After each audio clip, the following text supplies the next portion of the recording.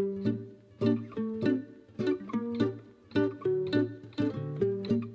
right, this is the third Dr. Chris Q&A I'm recording today, and let's give this a go. Let's find this other question here. Let me bring this up. My 16-year-old Siamese snowshoe has been diagnosed with idiopathic IBD, so inflammatory bowel disease, hyperthyroidism, and diabetes. So just for anyone who might not know, cat people get this stuff, but inflammatory bowel is your bowel is inflamed, you have certain symptoms like vomiting, sometimes inappetence, sometimes your pancreas gets upset, sometimes you have weight loss.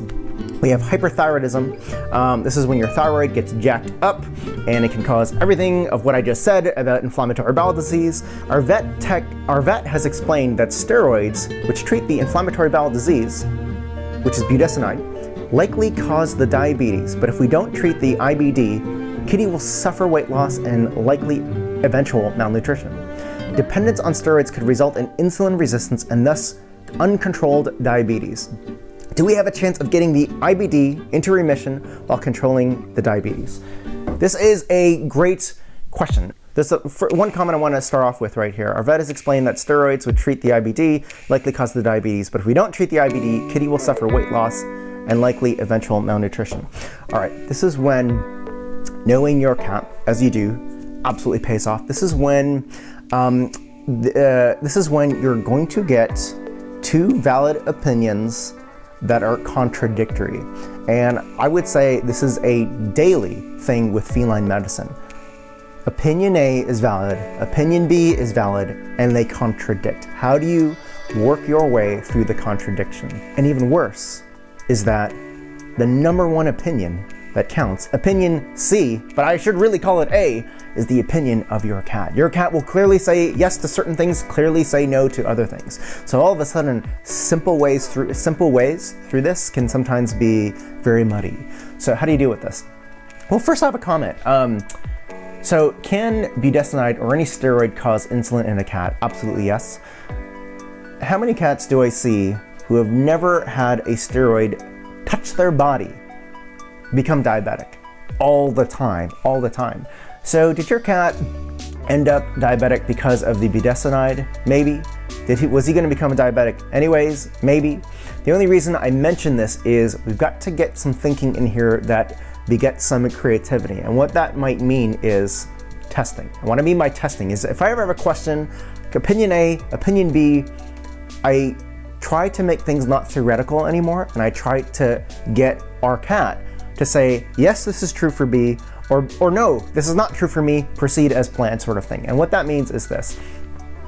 If the number one problem your cat faces right now, if you and your vet feel that it's actually not the diabetes, we're treating that, and we've got some semblance of control, but the inflammatory bowel is the big deal here. And that inflammatory bowel is so bad that it's making the pancreas upset. And that pancreas getting upset is never a good thing, because that's where the beta cells are, or that's where insulin will come from. That's where some of the regulation happens.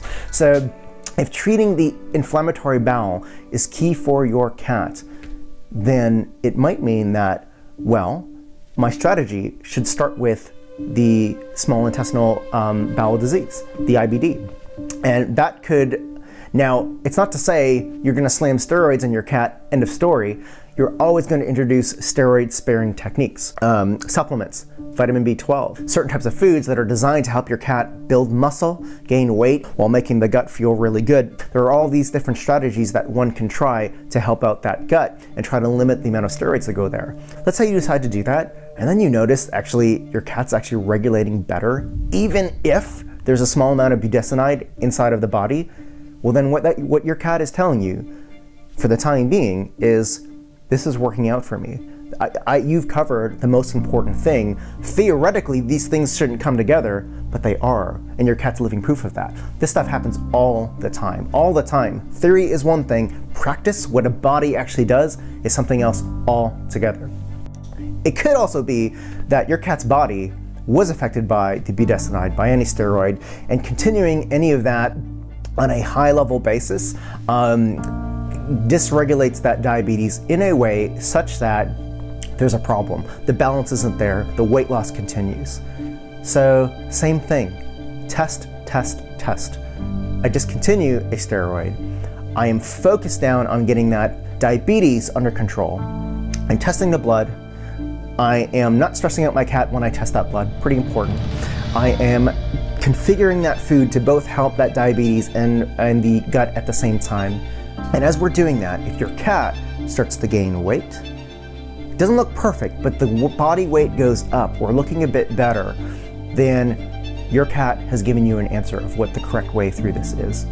Get a weigh scale. Number one thing, weigh scales, the baby weigh scales that measure accurate amounts. So picking up your cat, going on the scale, then minusing your own weight, it isn't ever accurate enough for the types of weight changes we need to see to make decisions. So getting a weigh scale is your best friend. It is your number one diagnostic tool. Definitely get a weigh scale. There is never a person with a cat I meet who's not diabetic, hyperthyroid, inflammatory bowel, CKD, any of these things who I would not recommend a weight scale for. So definitely get a weight scale. You have that weight scale. This is your index of what my body is doing, and it takes out a lot of the guesswork. Second thing, once you get that weigh scale, make an educated guess. It comes down to an educated guess of what might be the priority for your cat. So, and that's gonna change for every cat. If I'm brutally diabetic, I've got ketoacidosis, this is definitely, for the time being, the number one place we need to put our time and efforts and game everything to win in that area. If inflammatory bowel is awful, and actually by treating the inflammatory bowel, we actually have a chance of gaining remission because we treat the inflammatory bowel, that is in the realm of possibility, then it makes sense to put efforts there. Of course, you're gonna try to go to spare on those steroids, use as least amount as possible, but maybe that's where things need to go. Maybe you've got a cat who's highly responsive to a diet change, thereby sparing that body or eliminating steroids, or maybe you get supplements there to do that, and it really works out for the diabetes. So these things, they can balance each other in the body. You affect one thing in a positive way, something else can kind of sort itself out. That definitely is in the realm of possibilities. So figure out which is the priority, go for it. Recognize that some things are going to be contradictory. You're gonna have to work together with your cat's personality, and all these things are normal. That is completely normal. So good luck, let us know how things go, and thanks for being an awesome person and preserving that relationship and treating your cat.